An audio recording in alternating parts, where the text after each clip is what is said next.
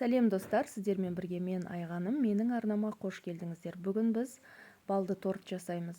Өте дәмді, биік болып шығады.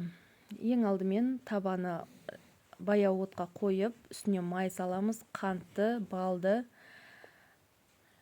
салып араластырып, бірден жұмыртқаны, соданы салып жібереміз. От қызбай тұрып салу керек жұмыртқаны. Біркелкі масса болғанша араластырамыз.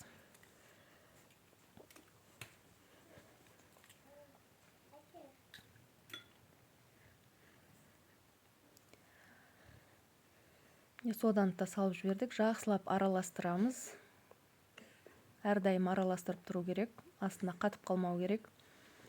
Майы мен қанты ерігенше, осылай көпіргенше, міне біздікі көпірді, әлі бірақ май ерген жоқ. Сондықтан араластырамыз. Міне барлығы ергеннен кейін оттан аламыз. Оны салып жібереміз. Абайлаңыздар, ыстық болады, қолмен илемеңіздер. Осындай лопатканың көмегімен араластырып илеміз. Кішкене ұн алып қаламыз. Ұнды столдың бетіне сеуіп, қамырымызды столдың бетіне жайғастырып, ары қарай илейміз.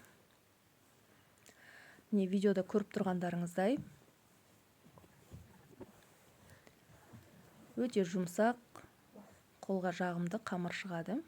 Енді осы қамырды 9 бөлікке бөлемін. Менде 24 сантиметр диаметрі.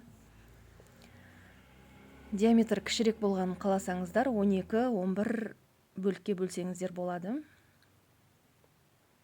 Барлығын тарелкаға жайғастырып, бетін пищевой пленкамен жауып қоямыз, құрғап кетпес үшін.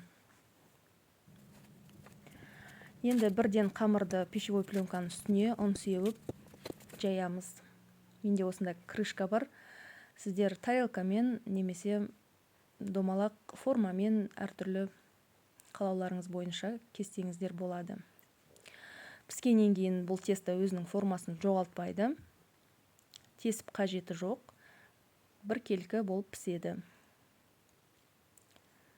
Өте сәтті рецепт, жасап көріңіздер. Ұнаса менің арнама тіркеліп, қоңырауша белгісін басып қойыңыздар. Енді қалған бөліктерін, шетіндегі бөліктерін осындай үккіштен өткізіп аламыз. Немесе оқтаумен майдаласаңыздар да болады.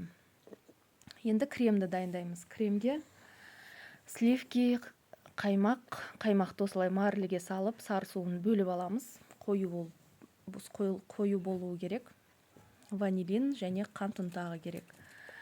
Сливки мен қаймақты, ванилин мен қантты салып, миксермен араластырамыз. Енді тортымызды жинаймыз. Міне крем сұйық болды, украшенияға келмейді бұл крем. Прослойкаға ғана келеді. Міне үсті формада. Формаларыңыз болмаса, формасыз-ақ жинай беруге болады. 2 қасықтан салып отырып жинаймыз. Өте биік торт болады.